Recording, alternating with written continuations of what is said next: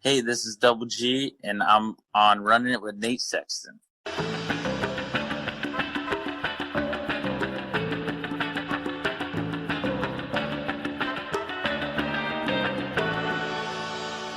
Hello, disc golf fans, and welcome back to another episode of Running It with Nate Sexton. I am your co-host, Jarett.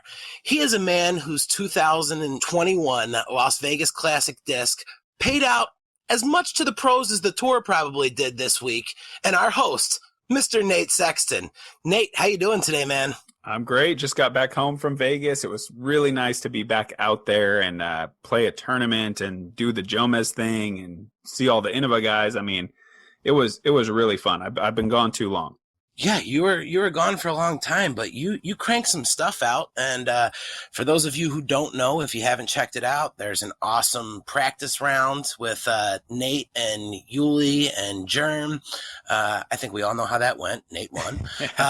And you guys did some other awesome clips, and then you were back behind the mic doing commentary, and you were back out there slinging them and flinging them, man. And it was good to see you back out on the course and to hear the three of you guys in the booth on the call. And I'm sure you had a ton of fun doing it as well. Yeah, absolutely. I mean, I definitely miss those guys and working with them. And it was just, the first thing of the year for Jomez is always so fun because every year now we're just going crazier and crazier. So now if you haven't seen this action movie preview we made, it's fully stupid and silly, but it took a day and a half to make. So like we're getting serious about our video production. Dude, it was absolutely amazing. I told you, I messaged you and said, my biggest fear is that I'm going to lose you on the podcast to being in The Rock's next big movie, man. I'm nervous about that. Yeah, he's been calling, but I'm thinking about blocking him. It's fine. I got podcasts to make. I appreciate it. That's good to know. Sorry, Dwayne. Man, that 2021 Las Vegas Classic Firebird has made a ton of noise, of course, another one of your discs. Even the players were chomping at the bit and getting out there and getting gas money for the next stop. So were you collecting any Social Security numbers for write-offs for your taxes? It was crazy. I don't know that I've ever seen anything quite like that. I mean, it's a really weird thing now where it's like such a collectible item and disc golf is funny in that, we're so accessible as pros that like the hardcore collectors don't even want the things autographed. They want them just like blank and mint and ready to resell. So it's sort of a funny feeling. Like I'm there and the disc definitely has my name on it, but some of the people you kind of get the feeling like, I don't know that this guy's exactly a Nate Sexton fan, but he's a fan of $500 free. And what are you going to do? It's like that's just kind of the crazy place that we find ourselves in with the demand and the rarity. And yeah, it was pretty amazing. Just people waiting for hours and hours in just a few 1,000-foot long line to get in there and get a chance to buy one of those things. Yeah, absolutely unbelievable. And I'm sure they fly great, but I'm not sure one of them are ever going to see a field or any grass. So yeah, I don't know. I hope somebody throws it, but for sure, you might be right. Yeah, someone on your collector's page today was asking what the best way to display it on the wall was, and I said, well, you can't risk it falling off, so you just got to drive a nail right through the center of that thing to keep it secure to the wall. It didn't go over well. I bet not. Now, of course, before we get going on today's episode, we're going to talk about our wonderful sponsors over at FisherDiscGolf.com. Guys, you've been hearing us talk about them each and every week. FisherDiscGolf.com has been a huge supporter of Running It with Nate Sexton. They're one of the official Ledgestone retailers. They still have some of those discs available from that Ledgestone drop. I know they've been sold out a lot of places, but Fisher got loaded up on them. So head over to FisherDiscGolf.com. Check those out. They're constantly updating the site, getting new discs in every day. Tons of new Innova, MVP, Discraft, all of the names. Of course, we want you to visit that Innova section, but whatever your choice is, they've got them all on there. Awesome apparel, baskets. Of course, they're doing the disc stacks every Tuesday and Friday night.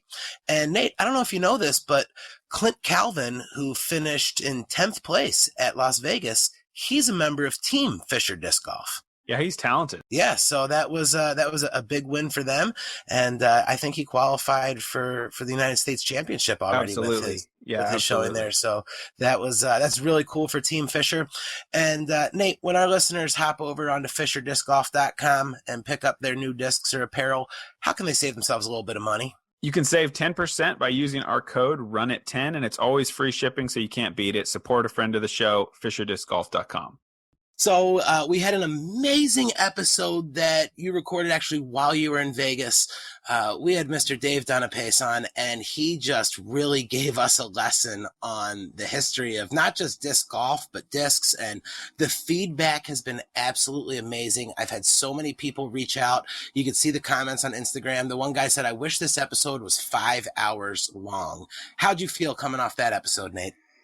I thought it was one of the best ones we've ever done. And I kind of expressed this as we were recording it, but it was just so interesting because, Dave Dunapace, he said himself, he threw his first Frisbee in 1958. And everyone else we've had on the show is like, a friend of mine. And I kind of already know what they're going to say to the answers to my questions. And it's still really interesting and fun to catch up and laugh and make jokes together. But like with Dave, it was uncharted territory for me, and just getting the opportunity to like monopolize his time and just say, hey, Dave, just talk to me about what you remember from 1979. That was just, it's not a chance that I've ever had before. And I hope to have it again, because he's just like a titan in the sport of disc golf, like the guy that invented the modern disc golf disc and has designed countless molds and driven the largest company in disc golf since its inception. It's pretty crazy. Yeah, it was an amazing episode, and I know you had a long tournament, and you were out there in the wind and the weather, and you had a top 20 finish, which is amazing after not playing in these tournaments for so long. It had to feel good to be able to get out there and show that you can still do it. And when we were kind of discussing what we were going to do for the next episode, I thought maybe we would just kind of take it easy, do something kind of light, maybe just talk a little Las Vegas and let you get out of here. And you said, you know what? Maybe we should get freaky for this next episode. Yeah, man, we got a heavy hitter.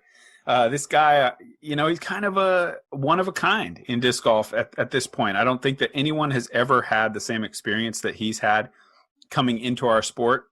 He started out playing Ultimate at the University of Florida, then went on to play Ultimate professionally, kind of rose to YouTube superstardom with the trick shot thing that I remember seeing these trick shots. I mean, even maybe as much as 10 years ago. I remember the one off the bridge and the guys diving off the boat, and I was just eating that stuff up when I was an Ultimate player and a young disc golf pro. And then he kind of dove into ball golf head first, got so good at that he was like meeting and playing with like top PGA professionals. And now I feel like, put all his passions into one basket, finally found his forever home, I hope, as a professional disc golfer. And of course, I'm talking about Mr. Brodie Smith. Hey, thanks for having me. And before we get into it, I just want to say, Nate, that I'm actually super stoked that you started a podcast. I think one thing that disc golf really needs is more media, and I couldn't think of a better person than yourself to actually kind of kickstart and really get that side of the things going. So I think it's awesome that you've taken time out of your busy schedule to get this thing going. And obviously, I'm just stoked to be on it as well. Yeah, thanks, man. We really appreciate you joining. I mean, it's really it's Jarett's thing. I would not be doing this without Jarett's pestering me almost, which I'm okay with, just to start it. But yeah, I'm really having fun with it. I don't really have the video editing chops that you guys have, so this is kind of my way. Since I haven't really figured out the YouTube thing, I'm going this way, and it's been really fun. It's probably the smart way, to be honest. The video side can get a little bit tiresome and long. So this is a good, I think, long-term plan. I can imagine, man. But yeah, I'm really excited to have you on because, and like I kind of said in the intro, I just feel like nobody has ever come at disc golf from a place celebrity maybe is a little bit of a strong word. I don't think you probably think of yourself as a celebrity, but you know what I mean. A guy with a serious following, a guy who has had huge success in disc sports, and then to just kind of jump in with 2 feet and like on basically what feels like day one, you're already kind of like into professional contracts and like, you know, learning from Macbeth and like, you know, right there at the top, you know, of the kind of the what celebrity we have in disc golf, you know, you're right there at the top immediately. So, you know, that's something I don't feel like anyone else has ever really done. Yeah, I mean, it was kind of a crazy start, for sure. But basically, how I've done everything in my life is if I have a passion for something and I truly enjoy doing it, I go all in, and that's what I was feeling with disc golf. Obviously, I have known about disc golf for years and years and years.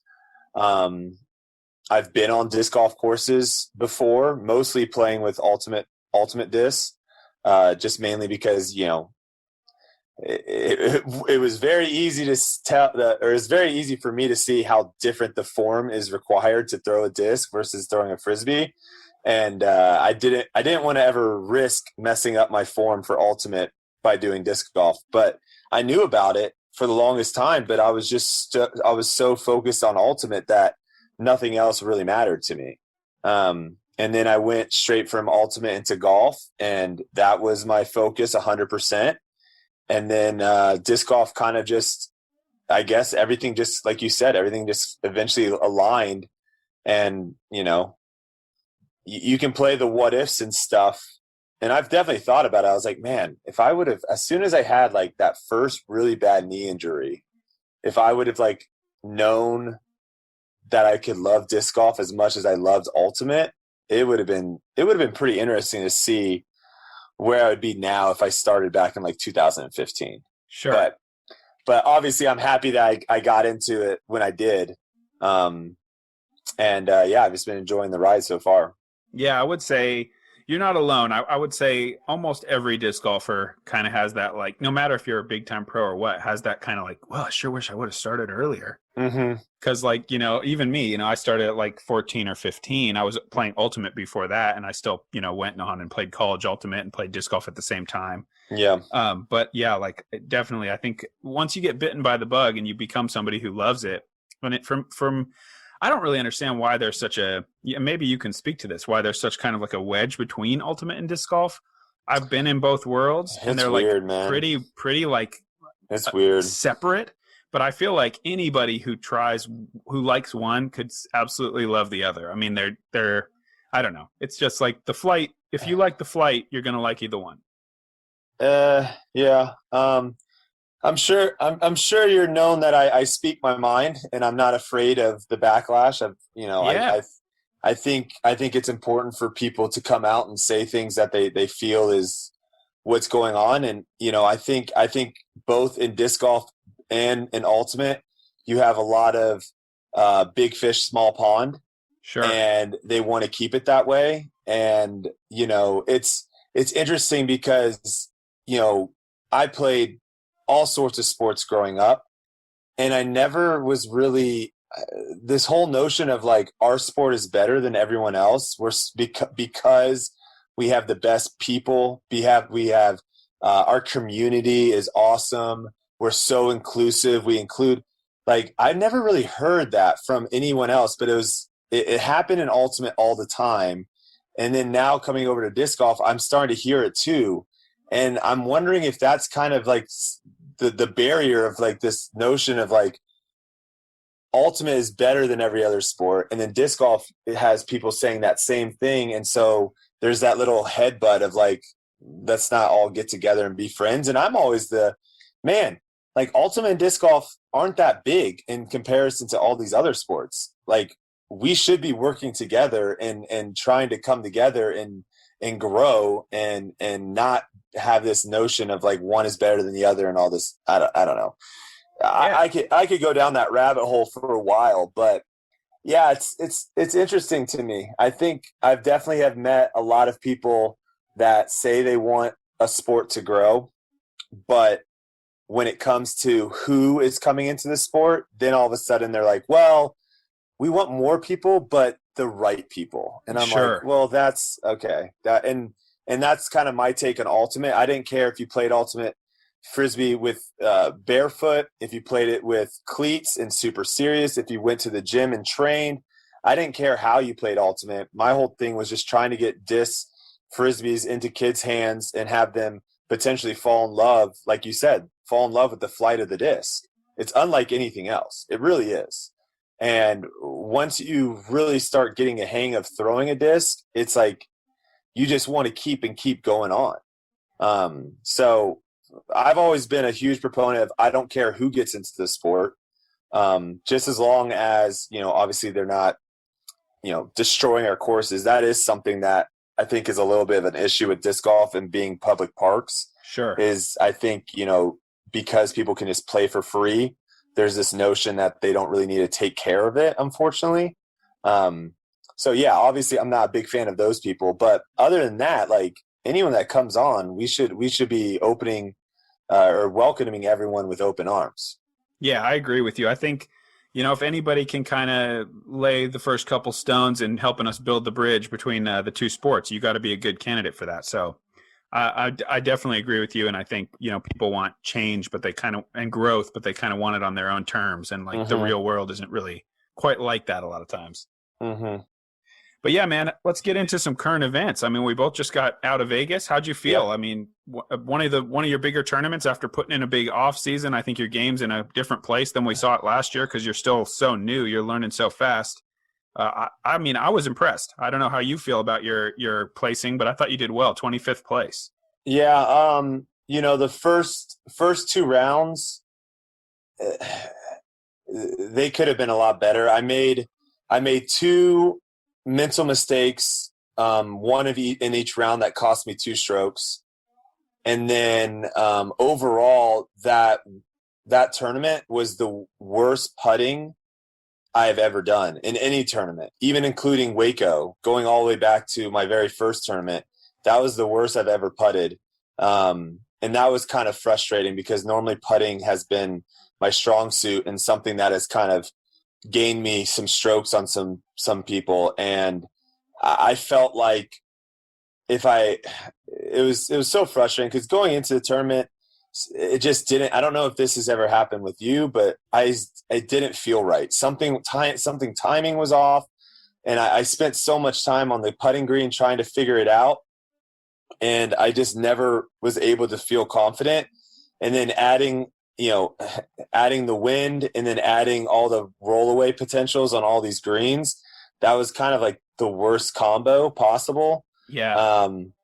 It doesn't take an expert to look at me on hole 18, the final day. I threw one into 30 feet and I just had a 30-foot up, straight up the hill putt. And, here I am throwing a scuba because I have no confidence in my putting stroke. So it's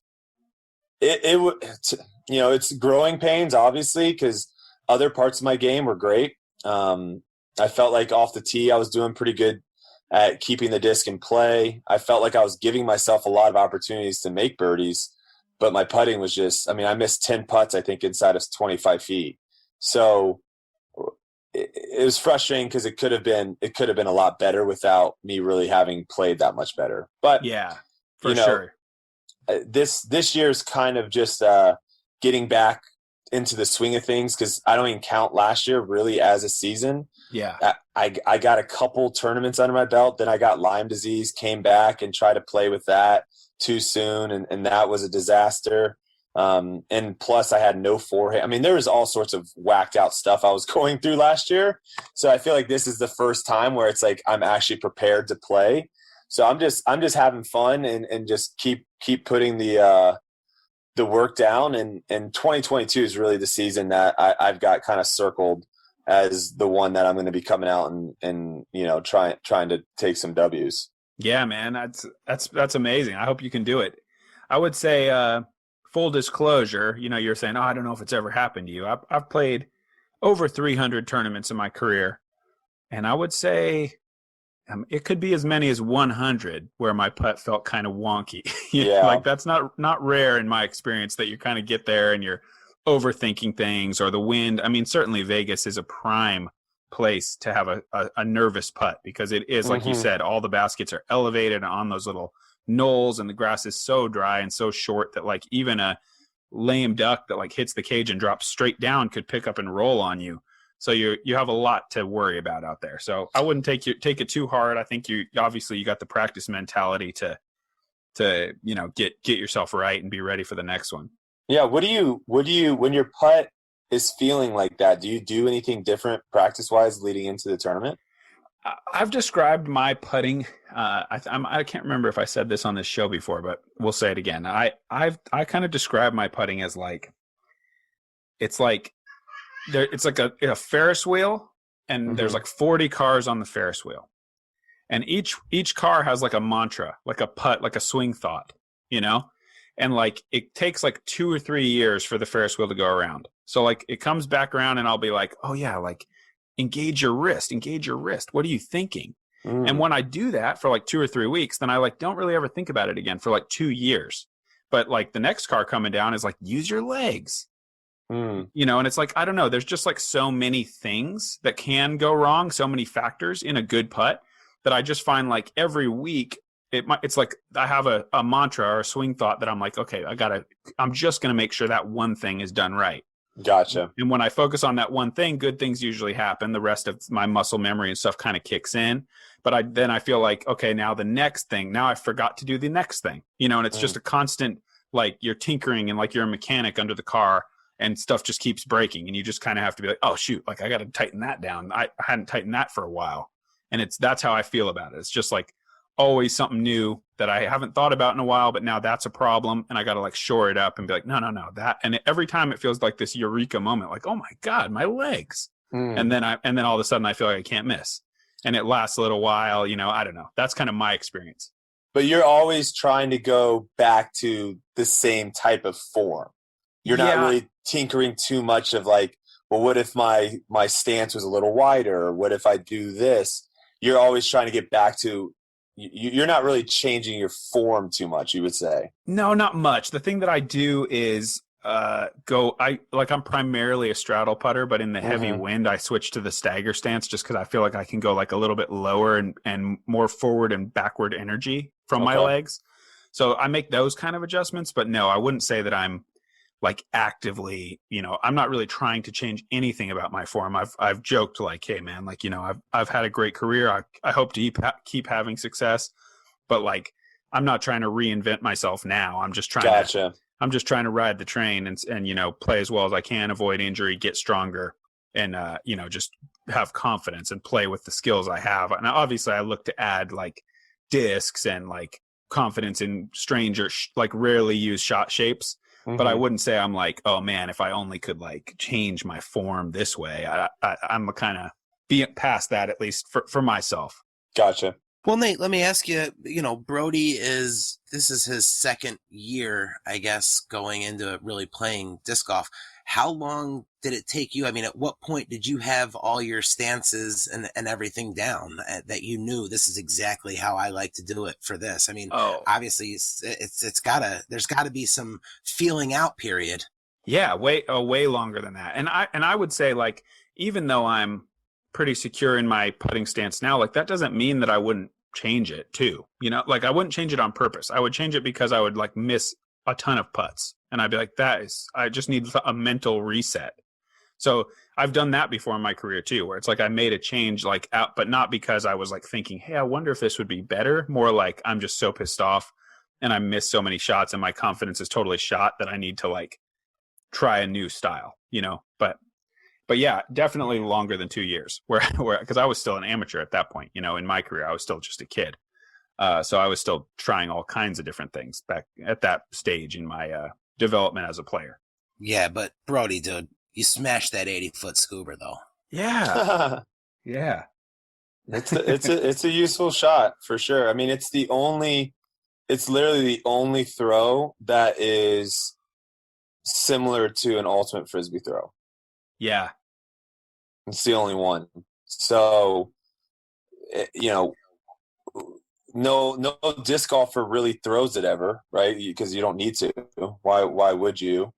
But to me, throwing an 80-foot scuba is not weird because I've done it thousands and thousands of times. And the disc that I use has a very similar flight characteristic to an ultimate disc.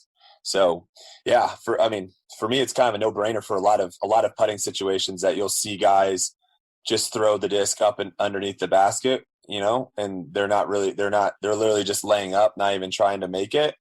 And I can throw that thing up in the air, and if it goes in, great. If it doesn't, then it's ideally just sitting underneath the basket. Yeah, and I think in a few short months, I've seen enough highlights of you making them. I don't think anyone's they're not in their right mind if they're criticizing your decision making, because clearly it's a shot you've put time into through all your time in ultimate, and you're connecting from distance. So it's like, it looks weird, sure, because we haven't seen somebody do that in a wide open field, but who cares? If the thing is going in, more power to you. Yeah, and I really only do it when certain situations like that one there, it was a 25 mile an hour tailwind, and I believe OB was roughly 24 feet behind the basket. The only way you're making that shot in that kind of tailwind is either lasering like your putt, just like on a line with a lot of speed, and if you miss, you're definitely going OB.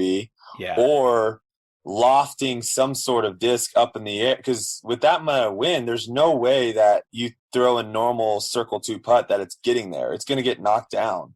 So to me, throwing a circle 2 jump putt or something like that up in the air and trying to get that right, that seems way more challenging. And also you have the rollaway potential of who knows what the wind's going to do and what angle the disc is going to land on the ground. So I really only do it in certain situations. Obviously in the woods, it's helped out a lot, because for me, throwing an ante putt, like an extreme ante putt around like a tree or something, I just don't feel as comfortable doing that as just popping the disc over and then just flicking my wrist a little bit. I love it. I think one of my favorite things about disc golf is the creativity that it allows people to play the game a totally different way. Like, even like myself and Macbeth, we traveled together and played together for a long time, and we approach so many holes like almost in opposite ways. And it's like, and we're still getting the job done, so I love that about disc golf. So I'm full supporter of as many scoobers as you want to throw, because I think it's cool. I just think it opens people's minds as to like, oh, interesting. And I wouldn't be surprised with the following you have and the popularity you have, we're going to see a real uptick in the scoobers use in the next 5 years. Is my guess. Yeah, like I said, if you have a death putt or you have some sort of situation where trying to make it seems unlikely, I could potentially pick up a stroke on the field by being able to throw a scuba and make it than the next guy that would just throw it into the ground and slide it up. So yeah, if you can get dialed in, I think it can definitely pick up a couple strokes throughout the year for sure. Sweet. Well, yeah, man, I think you kind of half answered it in talking about how you feel about your putting. So I'm not surprised if you say putting is one of your strengths, but I just kind of want to ask you, in your opinion right now, what's the strength of your game and what's your biggest weakness right now in terms of your skills? I think I would say scrambling is also probably up there. As a strength. As a strength, yeah. I feel like that's an ultimate holdover for sure, having the big long stretch and comfortable throwing extreme angles far away from your body. Yeah, I was shocked when I first started playing, because you guys, I think this, what's the word? I always forget what you guys call it. When you throw like a step out backhand. Oh, like the patent pending. Yeah. So yeah, when I did that in a practice round, or I did that sometime, and I just threw it, I was shocked because people were like, "Oh my God, that was so good." I was like, "What?" Yeah. It's just it's not something that you ever, thinking about it right now, I don't know when the last, I don't even know when the last time I did one of those throws. So it's not a throw that you practice in disc golf.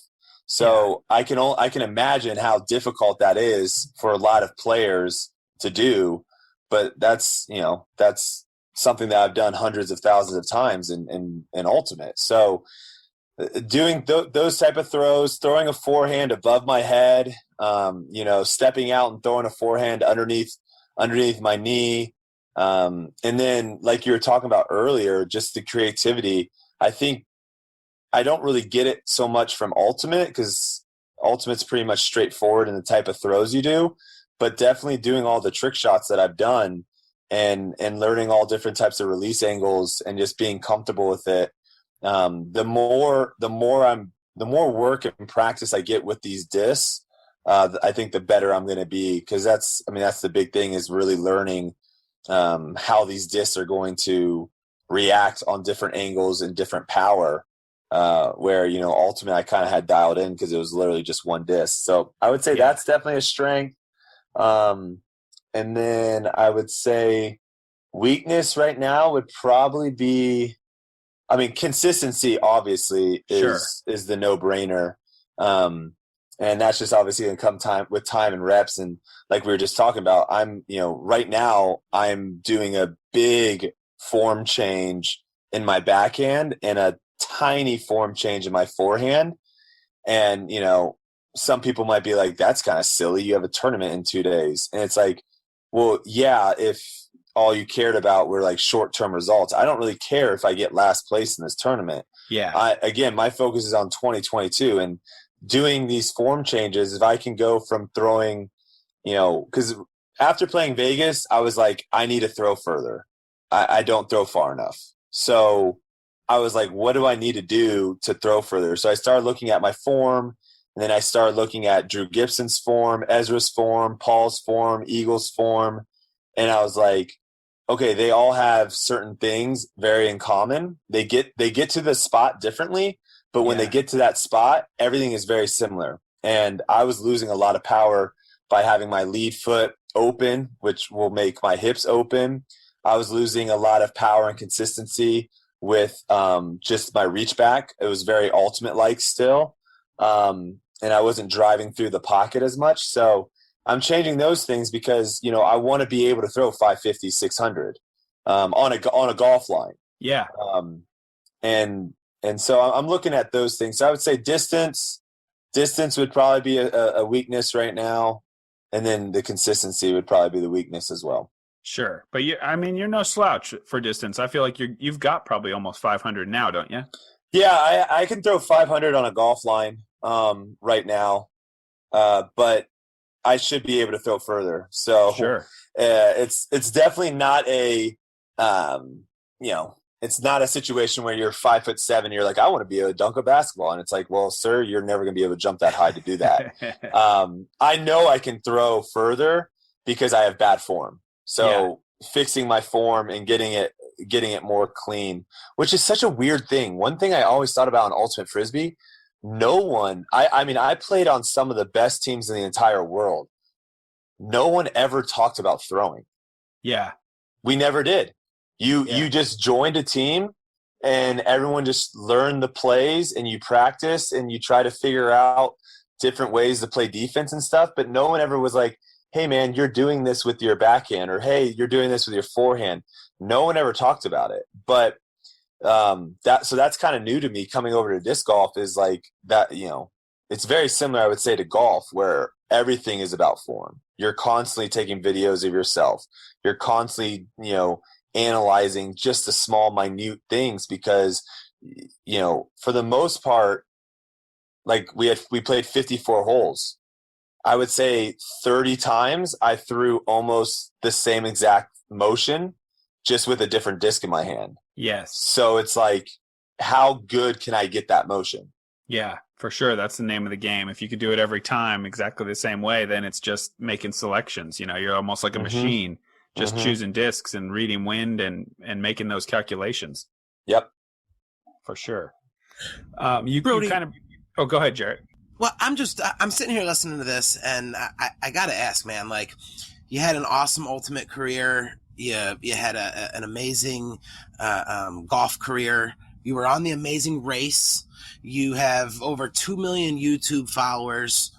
What makes you want to jump into a whole new sport right now? And, obviously you're at the bottom of the food chain. You're the new guy. what was the motivation behind that, man? How do you find that motivation when you've already got so much awesome stuff going on? Just competition. Just that's it. If my body was still healthy, I would still be playing ultimate frisbee.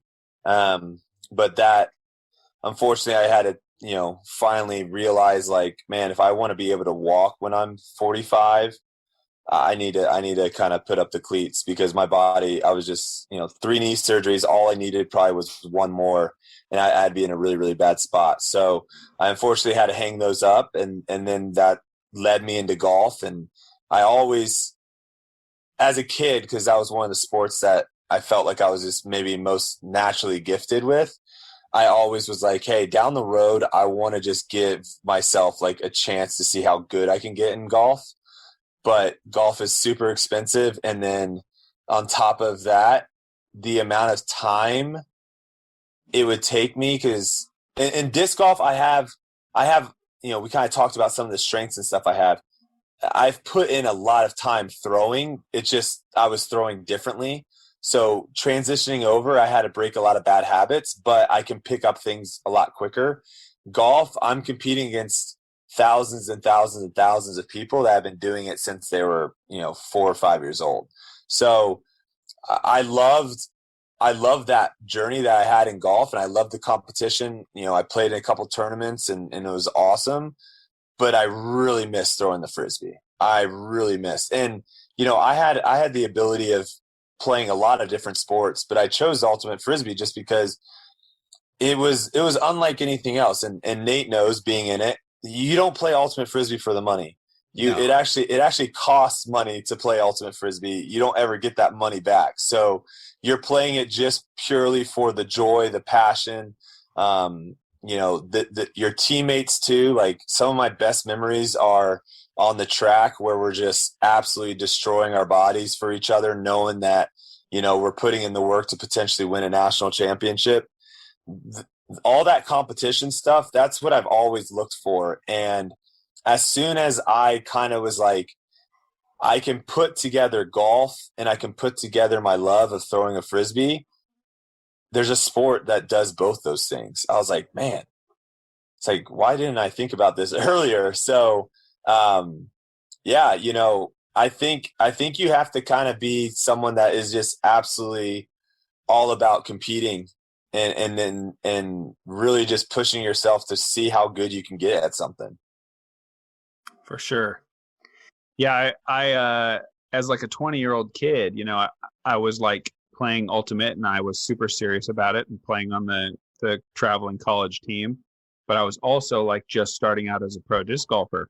And that was a huge motivator for me, was like, the better I get at ultimate, the more money it costs me, and I don't have any money. And the better I get at disc golf, the more times I just like go have fun for a weekend and my rent's paid. Yeah. And that was a big thing for me. Like, hey, actually I'm kind of starting to like this disc golf thing, because I was like just playing B tiers and, like getting the same thrill of competition, though it's different. It's not fast paced, and, you don't, I definitely miss teammates, because the bonds there were really fun. I'll tell you what, man, I'm missing the crowds real bad. Oh, I bet. Because we have no one out there. Yeah. Because I don't know about you. When they come back. I think it's going to be way bigger than it ever was. Yeah, and I don't know about you, but most of the time when you're playing ultimate frisbee, you're playing in front of just your team and the other team. But they're as loud as 500 people. It's insane, and it gets you hyped up and stuff. And I think I just was talking to Josh, who was out here, and he was asking me like, hey, how are you liking it and stuff? And I was like, honestly, I love it. But one thing that I thrive off of is that like energy that I got from my teammates. And then when we did play in front of a crowd, and, with it being such a slow paced sport, you throw, you stand around, you're not doing anything. It's really hard when there is no crowd. So I cannot wait for there to be even 10 people watching. Because, I feel like you can just, get a little fuel off of that. Yeah, you're going to love it. I mean, all my best, memories competing is like when there's 1,000 or 2,000 people there, and it's just such a thrill to hear hear that big roar when you go for a risky shot and pull it off. It's like so great. Yeah. But we'll be back soon, I hope, with all that stuff. Yeah, it'd be great. My knees knock when a bigger group tells me I can play through. So that's the difference between the amateurs and the pros. I sort of feel like at this point, I don't know that I can even play I can't even quite unlock my very, very best without some of that, like pressure. And, I don't know if that makes sense, but I feel like there's like another level inside that I can't really get to just because I want to. I need like that thrill and that pressure and that all that tension and electricity in the air to like let me go. I feel like I could throw 30 feet farther all of a sudden when all those things are happening. Yeah, I mean, I think everyone's dealing with the same thing, because I think for the most part, if you are a competitor and you're playing the sport to compete and to win, when you have the bigger moments, that's when you really start feeling it. And it's hard to, feel that when there's no crowd, when there's no one watching. It's just it's a completely different vibe. Yeah. Sure. Yeah. I wanted to hear kind of before we move into some more fan questions and stuff. I was just curious. This kind of you briefly touched on it before, but like how did the whole trick shotting thing start? Because that kind of took you from, an ultimate player among many ultimate players, and you're sort of like stuck inside the bubble of ultimate, and no one but ultimate players love or know who you are. And it took you into like another realm, with YouTube. Yeah. So for me, it goes back to just trying to get more people with a Frisbee in their hand to give them a chance, because I felt like had I known Ultimate Frisbee was a thing, I would have played it at a much younger age than I did. Yeah. And so it was just like, give a kid a chance. Like, let him throw a Frisbee. If he hates it, that's cool. There's a lot of people that love surfing. I tried it once, absolutely did not like it at all. I have no interest in trying surfing. So everyone has their different flavor, but I felt like Ultimate Frisbee was just like so low on the chopping block and no one knew about it. I mean, I'm sure you've gotten tons of people being like, what do you do? Ultimate Frisbee. Yeah. And you're like, oh, where's your dog? And you're like, what? No. So it was trying to just get the sport more known. And I started making tutorial videos, because for me, I feel like if you know how to throw a Frisbee properly, it is way more enjoyable than if you're constantly just throwing it straight into the ground. So I started with some basic little how to throw a backhand, how to throw a forehand. And those started kind of getting circulated around the Ultimate Frisbee world and on the Facebook pages and all that stuff. And I remember like getting like 5,000 views after like the first week and being like, oh my gosh, this is insane. And this was at the time, I don't know if you remember like Johnny Mack, the trick shot quarterback. And there was another guy. Yeah. There was another quarterback that did a trick shot video, and Dude Perfect was like slowly kind of starting to do stuff. This was like literally right at the time of where like ping pong trick shots were happening. Like the trick shot world was starting. It was before bottle flipping. Way before bottle flipping. And bottle flipping, I don't think will ever die either. I think that's still one of the coolest things. Yeah. And one of my buddies was just like, dude, what if you like did a trick shot video with a Frisbee? And I was like, okay, well, no one's done that, so that could be cool. So for the next, I think, week and a half, I was teaching at the time. So I would get off school, and my buddy had a little, what were those cameras called? Flip cams. Those little flip cams. Okay. They're like $60. Yeah. And we just went around the University of Florida, and I was like, oh, there's a trash can over there. Okay, I'm going to stand way over here, and I'm going to throw the Frisbee in the trash can. And he's like, okay, sweet. And we literally did that for about an hour for like a week and a half, and then compiled all them together. One of my other friends was like into music, so he made the beat behind it, and that was the first trick shot video. And then it got put on, I want to say like either it was some Asian's Yahoo page. So back in the day, if you got on like the front page of Yahoo, your video absolutely blew up.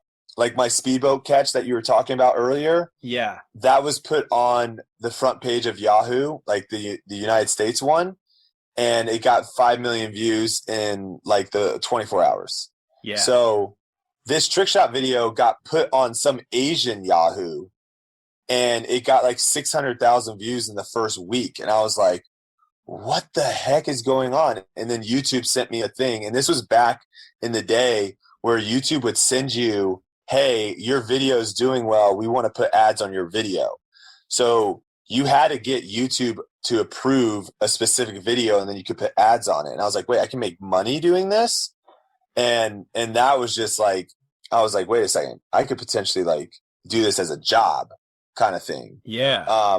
And I was like, this is the perfect thing of like getting people super excited into throwing the Frisbee because of all the trick shots. And then the goal was to be like, okay, I love throwing the Frisbee. Like, what else can I do? And it's like, bam, ultimate Frisbee, check it out. So that was kind of my thought process of kind of doing the trick shots and why it all started in the first place. Well, I remember just eating them up, man. Back in the day, we loved them just to see. Yeah, I remember posting one of yours on the trick shot video. I didn't know at the time anything about disc golf really. Someone had just sent me a clip, and I think it was looking back at it now, I think it was your ace at USDGC on the triple Manda hole. Yeah, on the bamboo. Nice. Yeah, that made it on Sports Center or something like that. Nice. So I remember posting that up too. And then I think I posted like Seppo's off the bridge, that ace that he had at some place too. Yeah, it was at the 2011 World Championships. Yeah, so I had a little bit of disc golf in there before obviously meeting up with Avery, but yeah, the trick shots were awesome, man. It was so much fun doing them. Nice. Shout out to Alex Tanney, quarterback. That was the there you go trick shot quarterback. Nice. Reason I know that is he had a cup of coffee with the Buffalo Bills here at one point, and I was like super excited about it. I was like, dude, the Bills could really be good if they just sign like a moving trash can and a pickup truck that he could throw it into the back of driving by. But it didn't go as well with receivers for him. But yeah, Alex Tanney, he was the quarterback that you guys are talking about. The beautiful thing of editing. Yeah, for sure. You get more than one shot. Yeah. Well, Nate, I think you mentioned it, Brodie, when we posted on social that you were going to be the guest. And I say this pretty much every week, and that's because the show keeps growing and the fan base keeps growing. But I got more fan questions and emails and even friend requests now nice. off of those posts than I think all of our previous shows combined. So if you don't mind, we could take a couple fan questions, and we know it's your 2-year wedding anniversary. So happy anniversary to you and your beautiful wife. So we'll take some fan questions and let you guys go celebrate. Fantastic. Well, we do something cool here where we let fans submit audio questions. They can send those into runningitpodcast@gmail.com. And I think we'll start with an audio question. Nate and Brodie, the secondhand disc market has taken a huge jump in 2020, with the Firebird obviously being one of the biggest resale values. But Brodie has had his own success with the Get Freaky brand as well as the Dark Horse brand. Brodie, did you ever see your discs jumping to the point that they have? I know Nate has talked about being surprised that some of his stuff has done what it has in the secondhand market. Brodie, have you also been surprised? Oh, that's a good question. Yeah, and I think you guys were touching on that a little bit earlier about how potentially if you cashed in the actual event, you probably would have made a lot more money had you gotten one of Nate's discs and then flipped it. It's true. Yeah, which is wild. It's definitely not something that I thought was a thing for sure. I had no idea.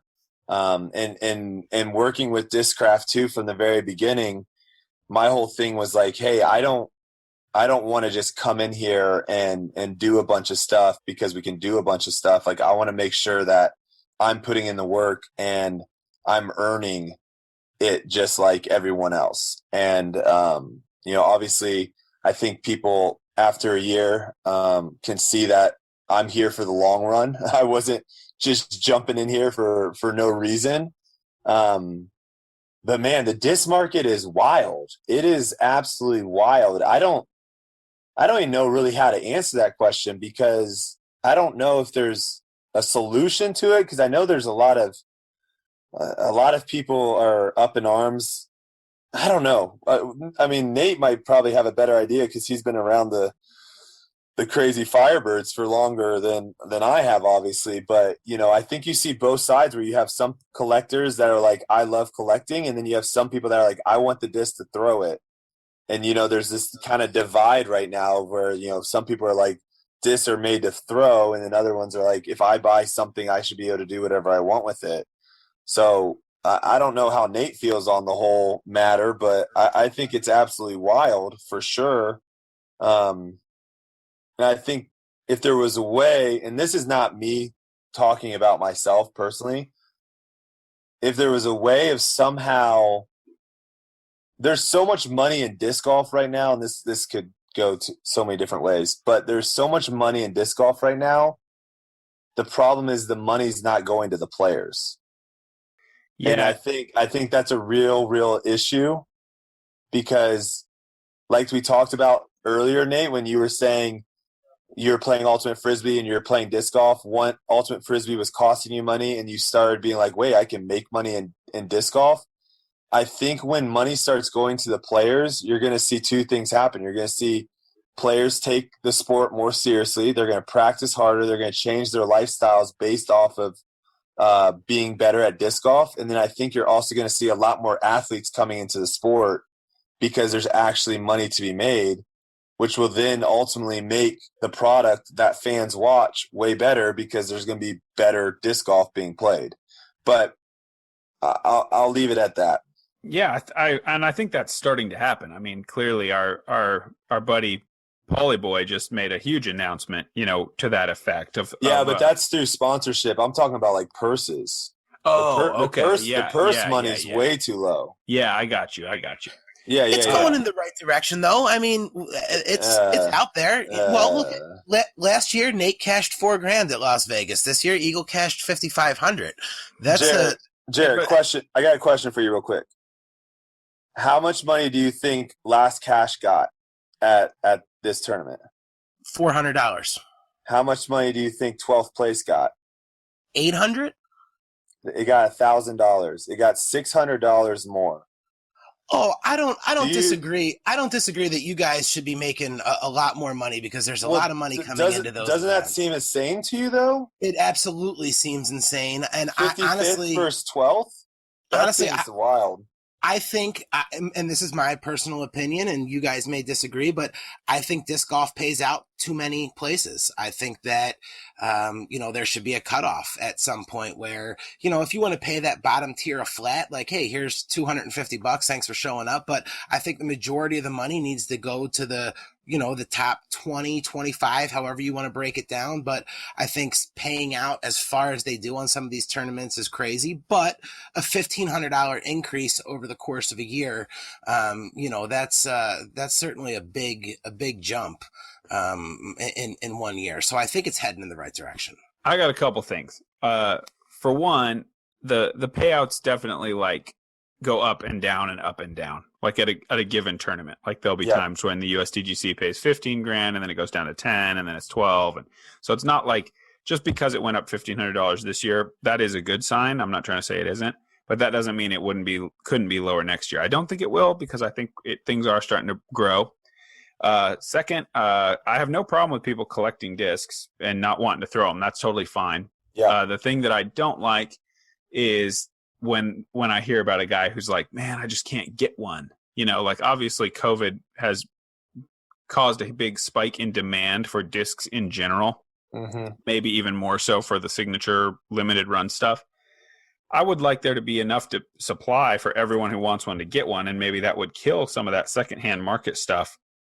Yeah. But I have no problem with people trying to collect rare and cool looking ones and have them up in their office or on their wall or whatever. That's fine. Yeah, like stamps and colors and stuff. Yeah, for sure. For Yeah. sure. And then I would say the last thing I would say is that disc golf's payout structure, I think, has developed the way that it has in order to allow for the existence of a tour, because the flat and deep payout allows people to like live out of their cars. And that's how it was for almost everybody for 30 years, you know, or something like that.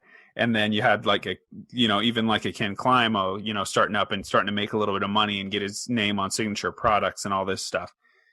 So I think that that's sort of a holdover from those times. And there's still a lot of guys. I mean, I'm not saying that everybody's traveling in style now. There's a lot of guys that are grinding out there and just living in their cars and trying to keep themselves out there. So that $500 for 40th or whatever allows for some of those guys to still be out there so that they can live that full-time disc golf life, even though it's like, it's tough. Like I did that for a while, and it's like, you're certainly not saving money. And eventually I kind of started like giving myself ultimatums and being like, hey man, I'm like 27. Like if I don't make 40 grand next year, I think I have to be done with this. Yeah. And that's kind of like, but like I had the opportunity to tread water for a few years and get good, and just like be a young kid and get out there. And it's like, it's hard. It's like, I can see both sides of that argument. I can understand what you're saying. And on the surface of it, I think it does look silly when it's like, yeah, I just beat this guy by a stroke and it ended up mattering for $10 or something like that. Like that kind of is too bad. But also I think you got to see it from that other side and look at the people that are like $3,000 in their bank account, beat up old car, on to the next tournament, Yeah, but I mean, there's people like that on the PGA Tour, that are just hoping for that one chance, and sometimes it happens and sometimes it doesn't. Yeah. But the PGA Tour doesn't cater to that player. Sure. That's kind of the difference, I would say, is they're catering towards the people that are winning. I mean, essentially, that's kind of, no one really knows who got last cash in tournaments. Yes. Right? But everyone knows who won. So it's interesting thing, talking, Jarett, what you're talking about is you think you only 20 or 25 guys should cash. I've thought about like, what if they had qualifications and only 30 guys were on tour? Yeah. How would that look? Would that be bad? Or would that be easier for the Disc Golf Pro Tour to run and things would look way more professional and way more smooth? Because essentially right now we're gambling. That's kind of the problem. We're all throwing money into the pot and we're walking away with everyone's money. And there's just so much money being made in disc golf, and it's not going into the players' pockets. And those are the ones that are essentially generating the hype and the interest and all those things. I mean, obviously there's a lot of other factors that go into it, but you look at any league or any sport that is successful, it's built off of players. Or else, I agree. if you go, Nate, full well with Jomez, if Jomez goes and films a random C tier with no one's ever heard of those guys, how many views is that getting compared to going and filming, the lead card at Waco? Well, is Big Sexy on the call for that C tier? Because sure, they sure can be, yeah, and people are probably tuning in for that reason, but I would say a lot of people wouldn't tune in. Because they're not going to care about those players, Yeah. So, I think you see jumps in numbers it's easy to look at views on YouTube videos of when certain players get on cards and whatnot, in even tournaments, right? Like the more prestigious these tournaments are getting too matter. But for me, it's, I'm going to have such a small little portion in the disc golf history. And obviously starting this late in my life, I'm not going to be around playing disc golf for 20, 30 years like you guys have been doing. But if there's something that I can do to be able to get people like Eagle just won a tournament, I feel like he should have gotten like $20,000. Yeah, that would be fantastic for sure. I think, because that's life-changing money. Sure. That's literally life-changing money if he wins 20,000. Maybe not for him because he's got other money coming in, but Yeah. Say one of these other guys, Ezra. Yeah. Well, he has a Discraft contract. I'm talking about like maybe someone like that would still be life-changing for Ezra. I'm sure. He's so new. I mean, he's on a great trajectory, but he's like only at the very beginning of contracts. Clint Calvin finished 10. Yeah. Sure. What was the other guy that got the last USDG spot? Is it Levi? Yeah, I played with Levi. I'm not sure if he ended up getting the spot, but I did play with him for sure. No, he got the last one. If he would have somehow won the tournament, 5,000, sure, that's great, but 20,000, that is now like, holy cow. Okay, I'm completely changing all my plans this year because now I have money and I'm literally going full force into disc golf. Yeah. I mean, I don't know. I can't disagree. I feel like you guys should be getting more money. That's all it is. I hope we get there. But yeah, what do we got, Jarett? We got another question? Sorry, that's all good. We certainly do. We've got so many questions here. Now, here's one that came from us from Instagram, and they asked a little bit about, did you feel pressure coming in, obviously with so much fanfare and the fact that everybody knew who you were? What was it like dealing with that pressure in those first couple tournaments, knowing that you're the new guy, but all eyes are still on you? Obviously I feel pressure, and I get nervous. I think people that say that they aren't nervous or they don't feel the pressure, those are the people that actually don't care. If you truly care about something and you want to do well, you're always going to feel nervous. It never goes away, no matter how good you are at something. So I wouldn't say I really felt anything different than going into a national championship game in Ultimate Frisbee. I didn't feel added pressure being the new guy, if anything. I just felt the same that I would have, because again, for me, I'm thinking long term. When I came in, 3 years was when I really felt like that's how much time I needed to actually be able to compete. So that's why the 2022 season is kind of circled, because I feel like that's when everything's going to kind of come together for me. Okay, perfect. Albert from Instagram asked, what is the most interesting thing or thing that shocked you about disc golf from when you started and to now being on the tour? Most interesting thing. Yeah, was there something that just caught you off guard that you weren't expecting? Or gosh, that's a good question. That's one there's probably several good answers. I'm blanking on any of them right now. Most interesting thing, man. I would say something that might be a little bit more interesting is how team oriented everyone is a little bit when it's an individual sport. Yeah, that the manufacturers are kind of close knit that way, like within their teams. Yeah, I think because there aren't really any other sponsorships, really, everyone kind of just clings to their manufacturer sponsor. Yeah. So I think when more sponsors come in, people start having apparel sponsorships. People start having, watch sponsorships, whatever. I think that might change a little bit, but that to me was kind of interesting a little bit that, there was this, because for me, I'm good friends with a lot of people that are signed with Discraft, but I also have like not really a relationship with a lot of other people that are with him. But then I also get along with people that are signed with Innova and Prodigy and stuff like that. But I would say there is a little, I don't know if click is the right word, but there is a little bit of that kind of in disc golf, which I thought was a little interesting, it being an individual sport. I think most people are, friendly across brands for sure, yes, and have great friends on other brands. But I would say the manufacturers themselves foster some of that by being, they want it to be like, the team and, hashtag team Innova and team dinner. And not, obviously with COVID, it's all out the window. But different than I'm sure it is in other sports where just because you're wearing Nike shoes, that doesn't really trump the fact that you play for this team or this, or, or who your close friends are going to be within the sport. But I think, that definitely does exist in disc golf, that there's some kind of like company secrets or whatever. And people are kind of like, well, don't tell anybody who isn't on the team about that or whatever. Yeah. This is an interesting question, and I really don't even understand most of it, but I'm gonna ask it. This came on Instagram from Huey Wesley Matthews. He says, Brodie, when you played Ultimate for Florida, do you feel like you used the rules to gain an advantage? It was pretty well known in the college Ultimate scene at the time that, similar to a move we see James Harden do in the NBA, you would step into your mark as you threw your hucks and call foul so you would get a free throw. Regardless, you are an incredible Ultimate player that elevated the sport greatly.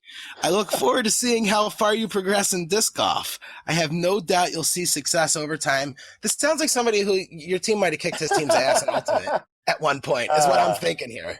So I'll first preface by saying the person I was for a lot of my college Ultimate career was not someone to be proud of. I was not the most sportsmanlike person. I shook everyone's hand after the game, but during the game I probably did some trash talking and some of that stuff that I'm definitely not proud of. But in regards to the rules themselves, he brought up a good point. They changed that rule now of where, before, if you pump faked and you got someone in the air, players would just jump into that player and it would be a foul, right? Once people started abusing that, they kind of saw like, this is a terrible rule. We need to change that. So now, like, that's not a rule anymore. So the fact that if I step, and I wouldn't step into someone because that's impossible to actually throw a good pass. But what I would do is I would basically put if you can visualize this, if you don't play Ultimate Frisbee, it's going to be hard. But when you have a mark up against you, I would essentially step with my foot around one of their right leg, essentially, if I was throwing a backhand. And so for them to actually move over and try to block that throw, they would hit my leg because I've put my leg in front of them. Was it using the rules to gain an advantage? I guess you could say that, but I wasn't cheating. I mean, I wasn't doing anything against the rules. And really, there was a lot of rule changes after we kind of left college. So, maybe the sport's in a better place now. I don't know. I mean, that's sports too. I mean, rules get bent and then the governing body has to make changes. I mean, that happens in every sport where it's like, hey, well, that football play is a little bit like it's too good with the current rules. So we got to change something. And I can definitely kind of empathize with you about Ultimate. And I always felt like I loved playing and I loved my teammates and how hard we worked together to try to be good. But then the self-officiated nature, oh gosh, man, brought out sides of me that I didn't like. Yeah, where I would, so hard because you were so passionate and you worked so hard, and it's like your team against their team, and it's like then you just realizing that it's just another 20-year-old kid.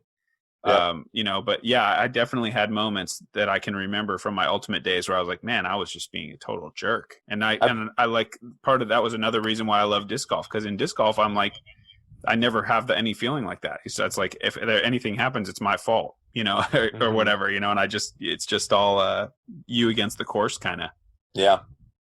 There's not an NBA player that doesn't step into somebody who's guarding them hard at the 3-point line so they can get to the stripe for 3 shots. So you use the rules to your advantage, and I don't think there's anything wrong with that. But I just thought that was an interesting question.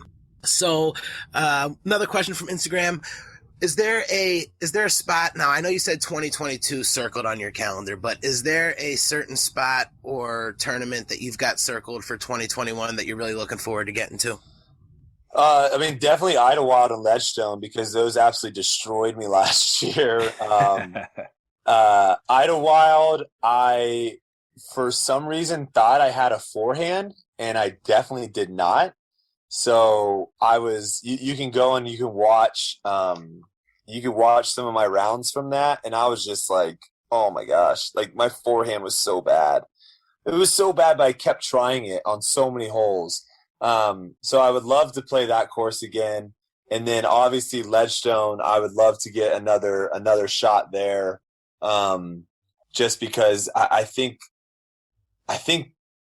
that is probably the most complete as far as the courses I've played so far and the tournaments I've played, which is not a lot, obviously, but to me, I think that's the most complete disc golfer. To win that tournament, you have to be super good at everything.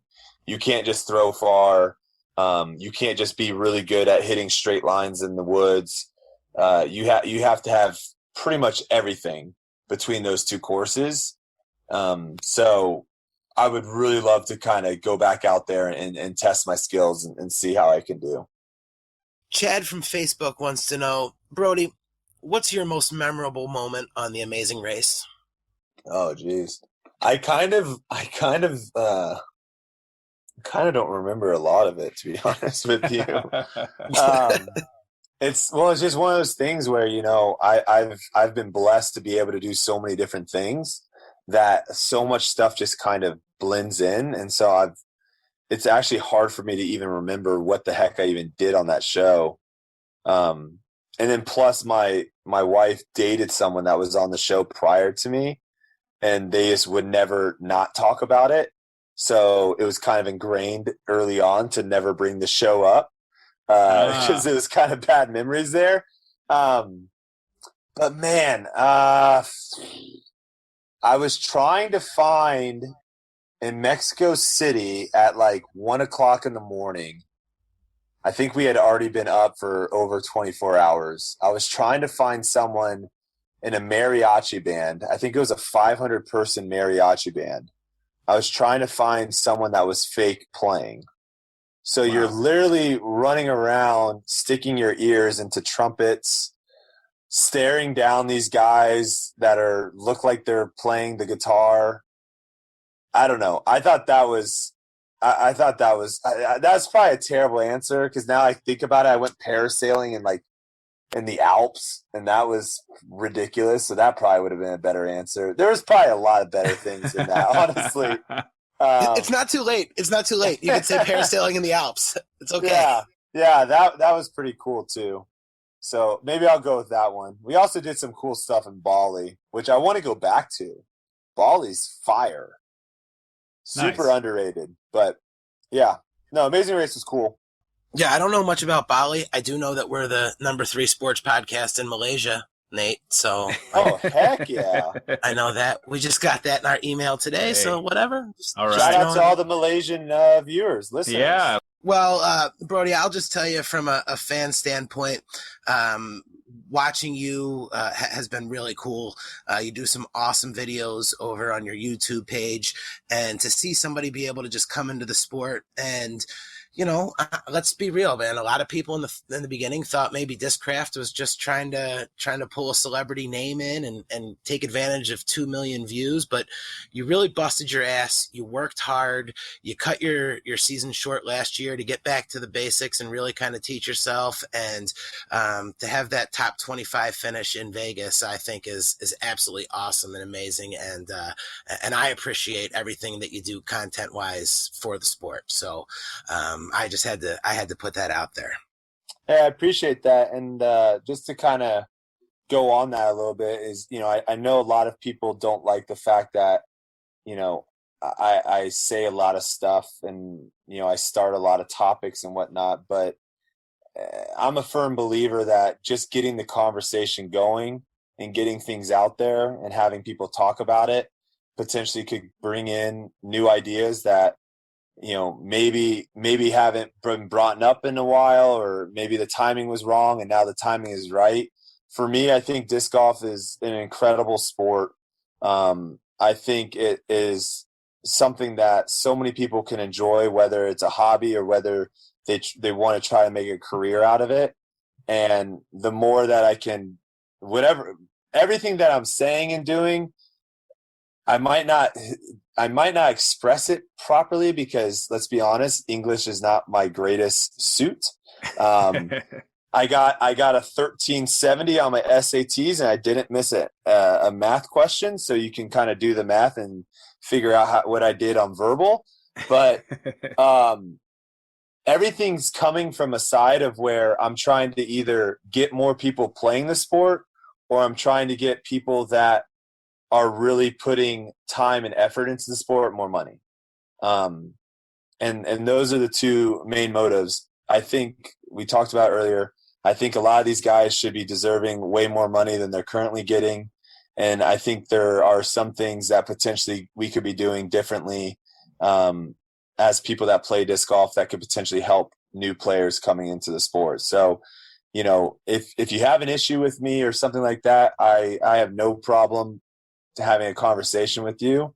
But I don't know. I just feel like sometimes people take it as, oh, this guy's just coming into the sport and just trying to make it like golf and trying to do this and this and that. You know, the reason why a lot of my success from YouTube has come from looking at other successful YouTubers and doing things that worked for them. And I feel like that's a really easy way of being successful in something, is looking at other people. Clearly in disc golf, I wasn't seeking advice from MA3 players. I was seeking advice from some of the best players in the world. And, you know, that's essentially what I'm trying to do in other aspects of disc golf, is seeing how other successful sports, other successful businesses are doing it and being like, man, what if we tried this? What if we did this? And so that's all I'm doing. I'm just trying to get people paid. I'm with it, man. I like it. I think disc golf's lucky to have you getting involved. I think you brought some more eyes. I'm impressed with your progress so far as a player, and I don't doubt that there's a lot more good things coming for you, because I know you're working hard. I'm trying. I'm definitely trying. It's that awesome irony of the same people that are saying that are the same people that every other post put hashtag grow the sport. And that's exactly what you're doing. Now, typically, Brodie, this is where I give our guests an opportunity to plug all of their stuff, but you're pretty plugged. Maybe I should be asking you to plug us on all your stuff. Sure. All yours. Yeah. Hey, send me the link and I'll blast it out. Nice. Yeah, but is there anything new going on for those who maybe don't know? You want to tell them what the YouTube page is? Are there new videos coming up? Is there a new disc to look out for? What do you got going on, man? You know, I think a lot of things are going really well. I would say if you haven't yet checked out the Disc Golf Network, I would definitely highly suggest checking that out. I think live sports right now, I think that's definitely the direction, obviously, that I would love to see disc golf kind of go towards. Not saying anything wrong with post-produce, but definitely would love to try to get some more sponsors from outside getting into the live versus just all disc golf sponsors. But yeah, I mean, the Tour Series disc just dropped for Discraft. So if you want to go and support one of my teammates over there, those came out super nice. And then I guess Nate, you haven't really have you promoted your collector page? Because I heard some crazy stuff going on over there. So if you're not a member of Nate's collector page on Facebook, I don't know what you're doing. Yeah, it is crazy in there for sure. There's some money moving around. Yeah, I heard some people do just random Firebird giveaways too. I could be wrong. Oh, that okay, happens. Yeah, that does happen. So you never know. For sure. Yeah. Well, I think it was absolutely awesome to get you on and talk to you a little bit, Brodie. Again, we know it's your anniversary, so I don't want to keep you too long. But gosh, would love to have you come back on at some point, maybe as we get closer to that big push for that 2022 season, and talk to us again. Yeah, hopefully I do something worthwhile, and then we can get on here and talk about it. Nice. I got two things before we let you go. The first is I don't know if this has been formally announced, but I feel like I could say it here. I'm making my Disc Golf Network live commentary debut for Waco. Heck so yeah. Get in there. I'm going to be on the coverage with Nate Doss and others, and going to try my hand at calling the live action on Disc Golf Network. So I'm really excited about that. And then I have one final question for you, Brodie, and I know it doesn't bode well for me that I have to ask this, but am I dark horse? Man, I think the short answer would be like it's kind of like one of those things, like if you have to ask if you are. That's what I was worried about. See, you probably aren't, but that's what I was worried about. The whole dark horse thing is the underdog, right? Like people don't really expect you to do anything, and you do it anyways. But to go on a little bit of what you said, I guess, earlier, so we don't have to, call you out for not being dark horse. I will say you are probably the best commentator that we currently have in the game. So as much as I would love to see you in the booth, I hope you are still playing or plan on playing in tournaments, because I definitely think you still have a lot to offer out on the course. But I'm hoping that potentially when you do decide to give it up, I'm hoping that you do the Tony Romo route and stick around in the booth, because I think you potentially could be someone that could really help continue to blow up the sport with the commentary that you give. So yeah, Cool. I'm excited for you to do it, man. Yeah, I'm excited too. I appreciate it. I'm going to be in there a couple times while I'm still kind of taking this COVID thing and figuring out how we're going to navigate that. But you know, definitely going to be out there in the tournaments as well. And I'll see you out there. And again, just want to thank you for taking the time to come on the show. And really enjoyed talking to you. Yeah, again, thanks for having me, guys. I appreciate it. And good luck the rest of the year with your show. Yeah, man. Thank you. Well, Nate, Brodie certainly did not disappoint. That guy, he shoots. He runs it, man. He says what he wants to say and what's on his mind, and it was a fun conversation with him today. Yeah, absolutely. I think he definitely speaks his mind, and I don't think he gets quite enough credit for being a thoughtful guy, because he can come across kind of brash or whatever, but I think it's very clear in having this conversation with him that he's not just like shooting from the hip and not thinking about what he's saying. He's putting thought into all these arguments and the things that he wants to see change. And I believe him when he says that, he just wants to better the game and take things forward. Yeah, I'm not afraid to admit that I bag a first run get freaky, and every single time I'm on the course throwing it, people are like, "You can't throw that disc," and I'm like, "I'm going to throw it right into the next tree." So I don't care what the value is on this thing. I bought it to play with. So it's it's fun to just hear you guys talk about the discs. It's I bag a bunch of discs that I probably shouldn't, but that's neither here nor there. So Vegas, again, we talked about it a little bit. You had that 17th place finish. You just mentioned that you're going to be doing some live commentary. It's going to be Nate and Nate in the booth. When's the next time we're going to see you throwing some discs in a tournament? My plan is the Dynamic Discs Open in April. That I'll be flying out there for that to play on the national tour. All right, so little time off from playing and laying low, taking care of Coraline, trying to stay safe and keep everyone around you safe. But you'll be back out there in April. All right, that's okay. Yeah, we're getting her on the wait list for daycare again, so we're starting to get those wheels moving to kind of return to normal life. Are you excited about the live commentary with Nate Doss? Yeah, really I am. I think it's going to be really fun. I mean, not only because I just haven't seen Nate in a while, and he's a good friend of mine, so I haven't been down there to see the brewery, and I love the city of Bend, and the Disc Golf Network is like really putting a lot of energy and talent into their broadcasts, and things are just kind of getting better and better. So I hope that I can be part of that equation and help the commentary get even better. So that's my goal.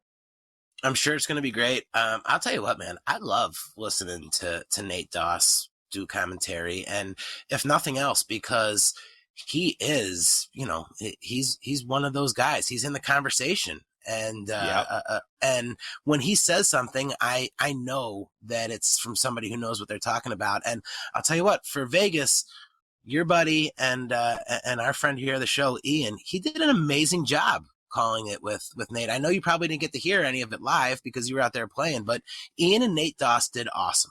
Yeah, they're both great. I mean, I love work. I've worked with both of those guys in some capacity, and just both top class guys. Awesome job by them, by all accounts that I've heard.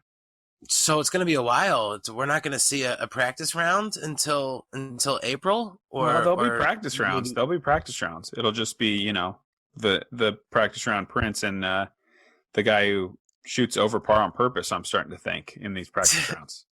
Yeah, there was so many great moments, guys. If you haven't been over to Joe Mez's YouTube page, you have to check out this practice round. It was just, it was a whole lot of fun. Germs throwing extra shots. Him and Jules kind of had it out over what a score was going to be. Yuli was just. He was just Yuli.